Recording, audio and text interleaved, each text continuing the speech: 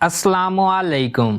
अल्लाह ताला के फजलो करम और शुक्र के साथ आज की वीडियो का करते हैं आगाज़।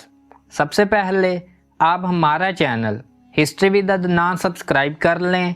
यहाँ पर आपको हिस्ट्री के रिलेटेड वीडियोस देखने को मिलती रहेंगी। आज हम बात करेंगे बेमिसाल सखावत का एक वाक़या। आइए वीडियो का करते हैं आगाज़।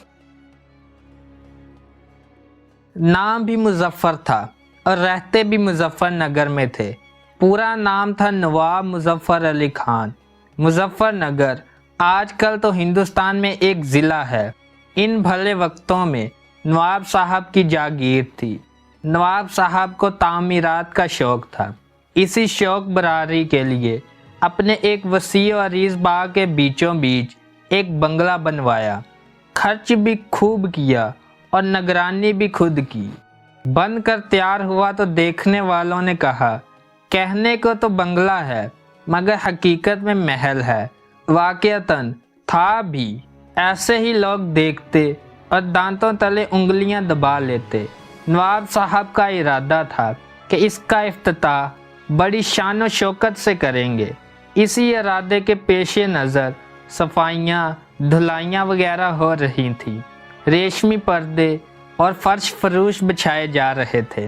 आराइश और ज़बाइश का काम आखिरी मराहल में था कि इन्हीं दिनों मुजफ्फर खां के रिहायशी एक गरीब आदमी की बेटी की शादी तय पा गई। लड़के वालों ने कहा, हम बारात में 100 आदमी लाएंगे। लड़की वालों की परेशानी थी कि बारात ठहराएंगे कहाँ। इस ज़माने में मैरिज हाल तो थे ही नहीं।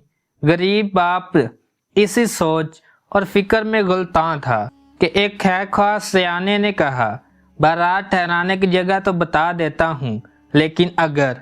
गरीब बाप ने हैरान और सवालिया निगाहों से अपने खैरख्वाह को देखा और पूछा, लेकिन अगर क्या?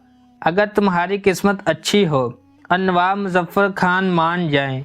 क्या मतलब? मतलब ये कि नवाब साहब ने जो नया बंगला बनाया है वो बिल्कुल खाली है। उन्होंने अभी इसमें रहाइश तो अख्तियार नहीं की। 1-2 दिन तुम्हारी बेटी की बारात ठहर जाए तो कोई मसला नहीं। सफाइयाँ वगैरह तो वैसे भी अभी हो रही हैं। नवाब साहब रहमदिल और गरीब परवर आदमी थे। लड़की का बाप नवाब साहब की खिदमत में हाजिर हुआ और बड़ी लजाजत से अपनी हाजत पेश की। बंगला मैं दे दूंगा मगर एक शर्त है। नवाब साहब ने मुंह पुकार कर कहा, सरकार मैं गरीब मस्कीन आपकी शर्त क्या पूरी कर सकता हूँ। वैसे जो हुक्म देंगे पूरा करूँगा। करीम बख्श उर्फ करीमों ने हाथ जोड़ के कहा।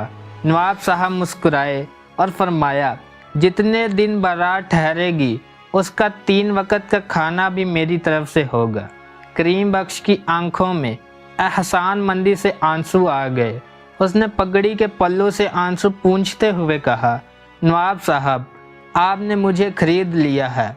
सारी ज़िंदगी भी लौटा दूं तो आपके एहसान का बदला नहीं हो सकता। नवाब साहब ने कहा, मियाँ करीमू अब मेरे बंगले का इफ्तिताह तुम्हारी बेटी की बारात से ही होगा। ये लो चाबियाँ और जहाँ मज़ीद सफाई की ज़रूरत हो खुद ही कर लेना। बारात 2 दिन बंगले में ठहरी और जर्दे पुलाव और मतंजन की देगे पक पक कर आती रहीं। रुखसती के वक़्त औरतों बच्चों समेत हर बाराती को एक एक जोड़ा भी नवाब साहब की तरफ से दिया गया। बारात रुखसत हुई तो करीम बख्श एहसान के बोझ तले दबा। शुक्रिया के एहसान में डुबडुबाती आंखों से नवाब साहब की खिदमत में चाबियां वापस करने आया तो नवाब साहब ने चाबियों का गुच्छा लौटाते हुए कहा, मियाँ ये बंगला तो बाग समेत हमने तुम्हारी बेटी को दे दिया, बल्कि उसी वक़्त दे दिया था जब तुम बारात के ठहराने की इजाज़त लेने आए थे। अल्लाह ताला हमें भी सखावत की दौलत से नवाजे, आमीन। अगर आपको वीडियो पसंद आई है तो लाइक शेयर एंड सब्सक्राइब करें। आज की वीडियो को करते हैं इख्तिताम। अल्लाह हाफिज़।